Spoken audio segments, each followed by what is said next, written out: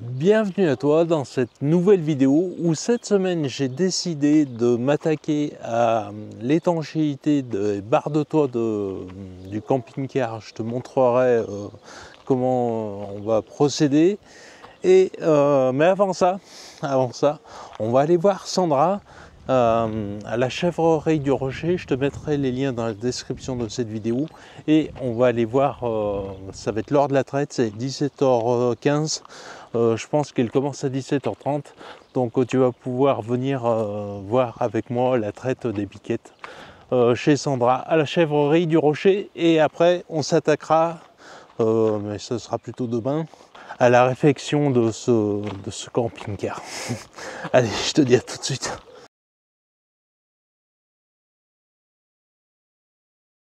Pour commencer cette vidéo, on est ici à la chèvrerie du Rocher. Tu vas voir, je vais te montrer les biquettes. Je sais pas combien Sandra elle en a. Je sais pas ce qu'elle m'avait dit, si elle en avait 30 ou 40. En tous les cas, elle en a un vrai paquet. Tu pourras peut-être les compter à la vidéo si tu as envie. Là, tu vois, il est environ 17h20. Ça correspond à peu près à l'heure de la traite.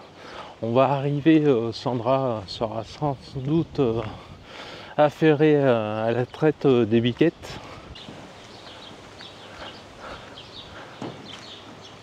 Ah bah non, on arrive trop tôt en fait. Elle n'a pas commencé. Bon bah écoute, c'est pas grave. On va aller la voir. Elle doit être au laboratoire comme ils appellent ça, mais c'est la fabrication des fromages.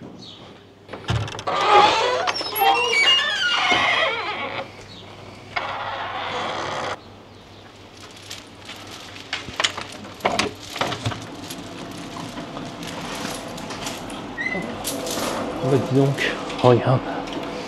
Déjà, il fait frais ici.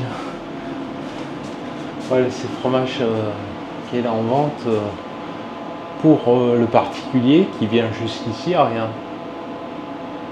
Bon, de toute façon, ne t'inquiète pas, je te mettrai le lien en description de cette vidéo.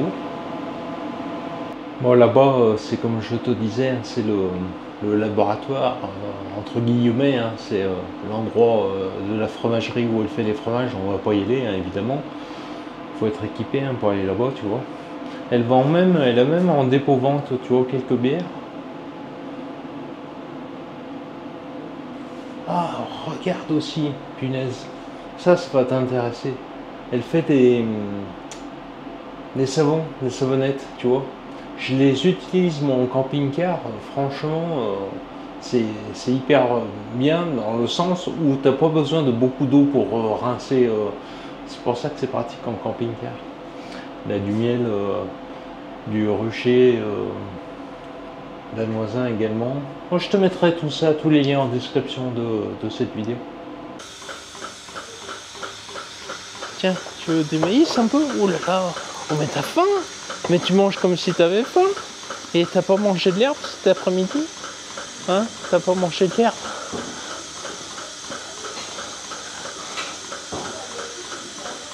Voilà, les biquettes sont à la traite.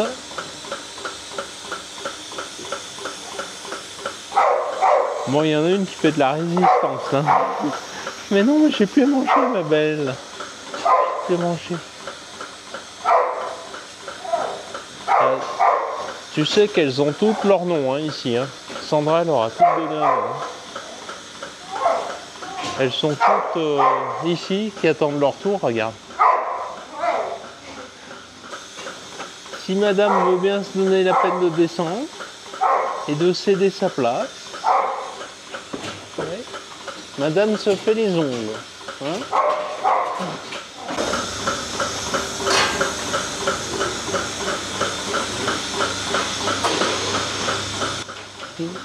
Les prochaines biquettes qui font la queue là, oh, elles sont pressées là. Je sais pas si c'est pour les gourmandises ou pour la traite, mais elles sont pressées.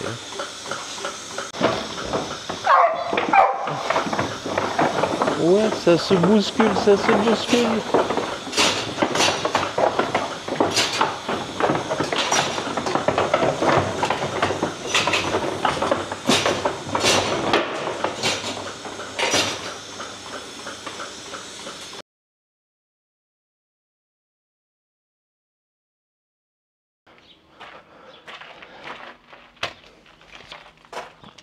Ils m'ont détecté une fuite sur la baie, sur la fenêtre arrière, donc là où il y a le lit, je vais te montrer.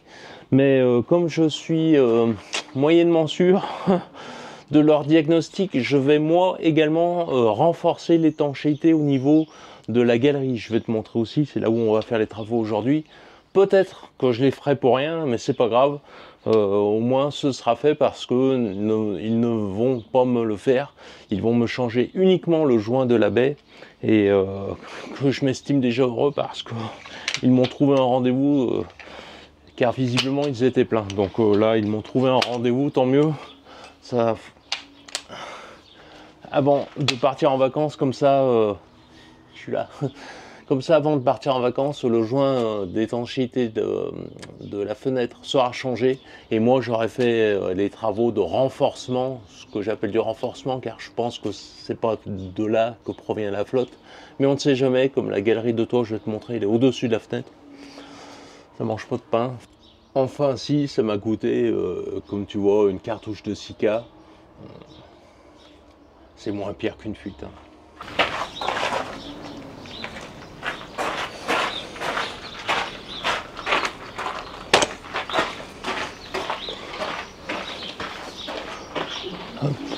C'est par là.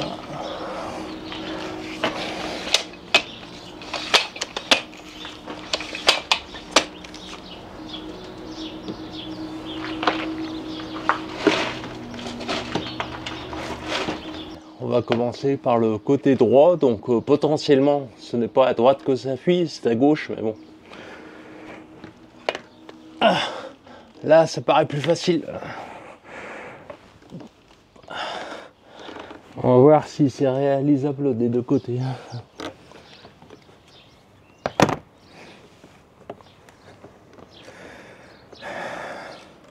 Voilà, donc cette barre qu'il faut que j'enlève et que je remette ou que je mette du Sika dessus. Ils avaient mis du Sika sur les vis, on va d'abord enlever ça au cutter. Donc tu vois cette galerie, enfin cette galerie, oui, cette barre là de toit qu'il faut que j'enlève et ils l'ont fixé par l'intermédiaire de vis. Je sais pas si on voit bien là la caméra, mais ils les ont recouvertes de Sika. Alors est-ce que c'était suffisant? Parce que j'ai vu qu'ils en ont pas mis dessous, donc moi je vais enlever la barre, je vais mettre du Sika dessous et je vais remettre les vis avec du Sika par dessus.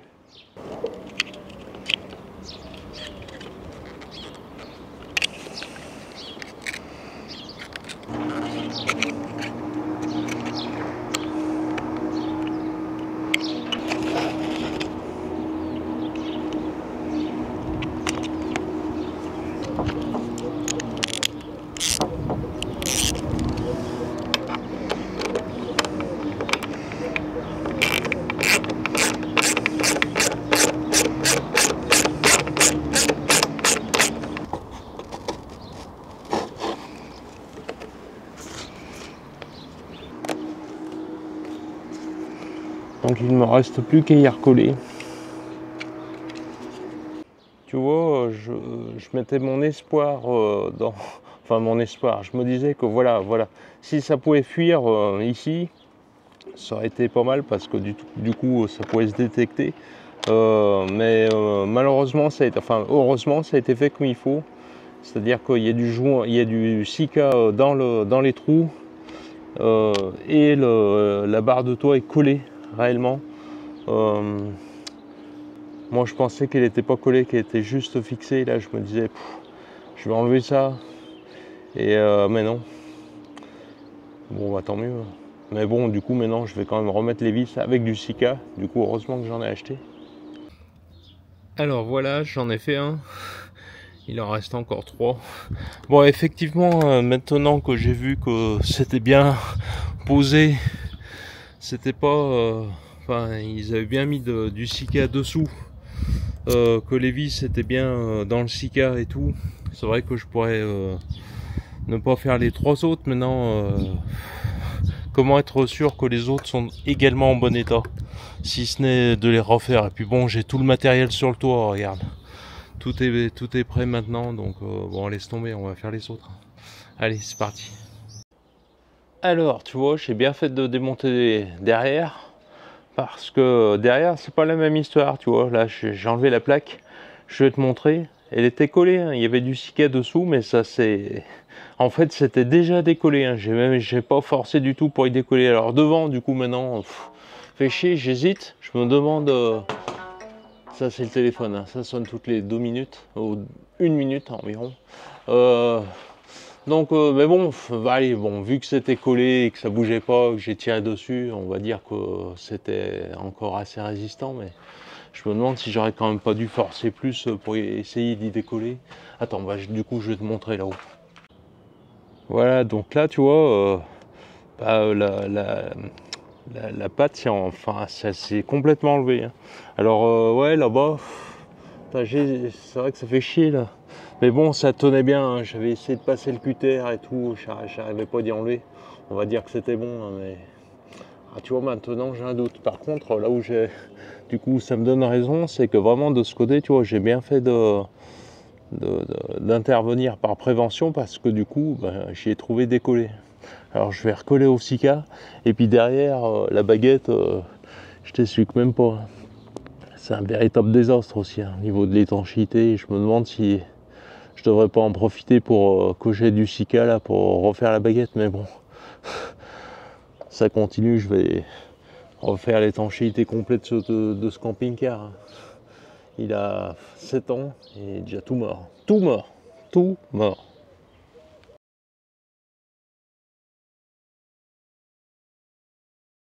Alors là, on est du côté gauche du camping-car à l'arrière, donc c'est à l'endroit où ils vont me changer le joint de la baie vitrée.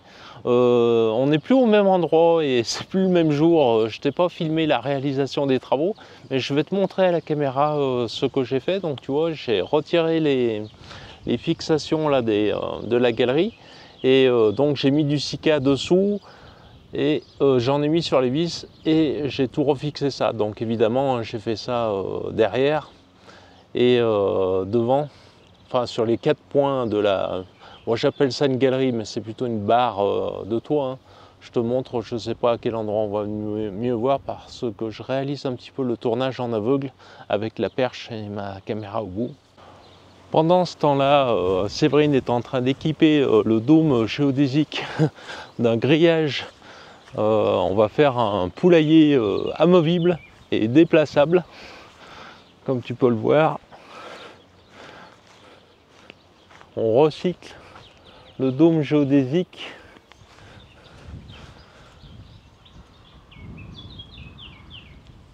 C'est vrai que je suis en train de te parler du dôme géodésique qui est derrière moi, que Séverine est en train de recycler en poulailler ambulant, mais on ne t'a même pas filmé lorsque l'on a passé le gyrobroyeur dans le champ, pour une bonne et simple raison, c'est que j'étais même pas là en fait. C'est Séverine qui l'a passé toute seule.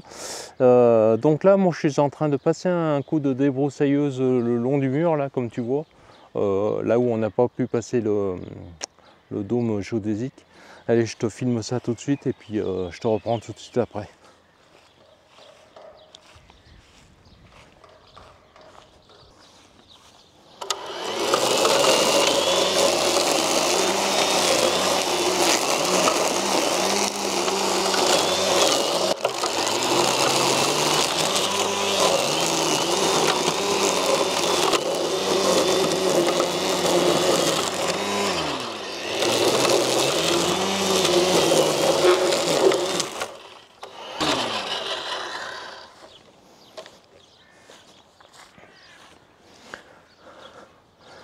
Voilà, ça fait place nette là où on n'a pas pu passer le gyrobroyeur le long du mur. Bon, je pense qu'on va s'attaquer au montage de la vidéo et puis ça ira bien. Ah oui, le montage vidéo, tu as déjà dû l'entendre quelque part hein, sur YouTube ou ailleurs. Ce n'est pas une légende urbaine, il faut bien 1 heure de montage par minute de vidéo, c'est très chronophage. Après, cela dépend de la qualité que tu veux fournir et également de ton savoir-faire, hein, évidemment. Voilà, cette vidéo est maintenant terminée, j'espère qu'elle t'aura inspiré. Moi, je te dis à tout bientôt, à la semaine prochaine, salut!